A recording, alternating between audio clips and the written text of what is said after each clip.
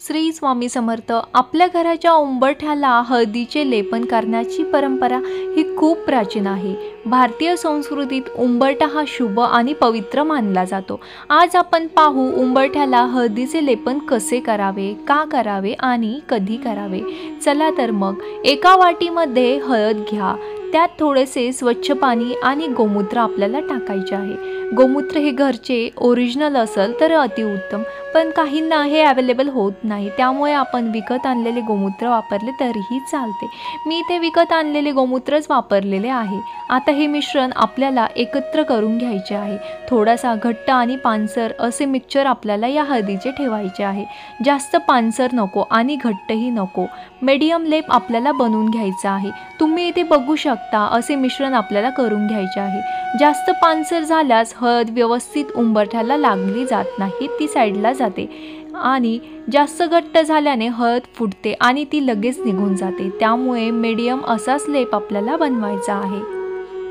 हळद ही उंबरठ्यावर हळूहळू ओतत आपल्याला हाताने सुंदर असा लेप बनवायचा आहे। लेप लावून झाल्यानंतर तो आपल्याला थोडा वेळ सुकून द्यायचा आहे आणि सुकल्यानंतर आपल्याला त्यावर आणि उंबरठ्याच्या खाली सुरेख अशी रांगोळी काढायची आहे।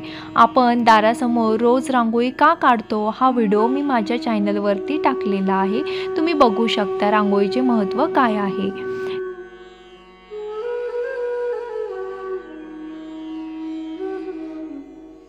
त्यानंतर आपल्याला उंबरठ्याची पूजा करायची आहे, म्हणजेच उंबरठ्यावर आपल्याला एक दिवा लावायचा आहे, कापूर जाळायचा आहे, धूप लावायचा आहे। उंबरठ्यावर हळदी कुंकू वाहून धूप व दीपाने ओवाळावे। अशा पद्धतीने आपल्याला उंबरठा पूजन करायचे आहे। हे लेपन केल्याने घराच्या उंबरठ्यावर एक संरक्षण कवच तयार होते। घरात लक्ष्मीचा वास राहतो।